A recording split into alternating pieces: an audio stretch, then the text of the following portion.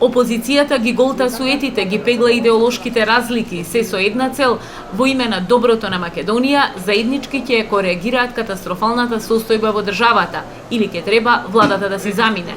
Опипување на пулсот, размена на мислења, кои се речиси идентични, околу еден час на заедничка маса СДСМ и ЛДП.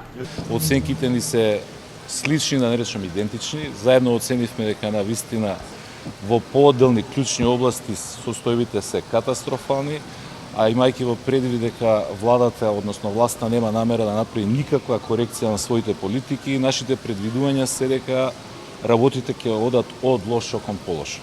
Сето тоа наметнува една ситуација во која што политичките партии од опозицијата имаат одговорност да се обидат да воспостават што е можно поголема комуникација помеѓу себе, да воспостават координација, соработка, се со цел да се изврши притисок на власта да ја коригира својата политика или ако тоа не се случи да дојде до промена на власта.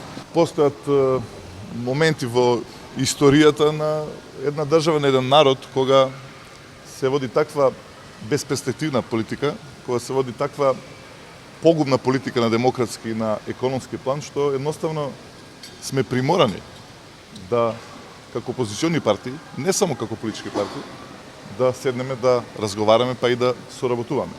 Во тој контекст ја доживуваме денешна седба помеѓу двете политички партии, што ќе се сето тоа, дали ќе заврши со конкретна соработка, ќе покаже времето. Во наредниот период ќе се интензивираат контактите, дали од тоа на крајот ќе произлезе и формална соработка и формирање на заедничка предизборна коалиција, во овој момент е рано се каже, меѓутоа ценам дека ова е еден добар почеток на взаемна соработка помеѓу овие две партии. Во наредните денови следуваат средби на Црвенковски со достоинство и со Обединети за Македонија, а потоа и со Љупчо Ѓоргиевски.